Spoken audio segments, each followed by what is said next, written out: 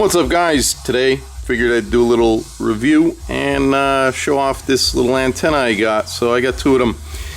This one happens to be 7.5 and the other one is like 11.5. It mounts just with one little screw right here. It comes from up and under, and what I did was I figured I'm gonna make a little license plate. So RatZilla would not fit, so Zilla it is.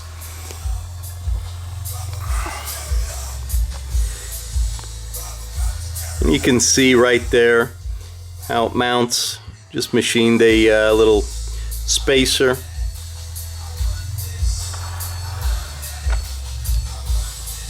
Added some paint, and she moves pretty nice.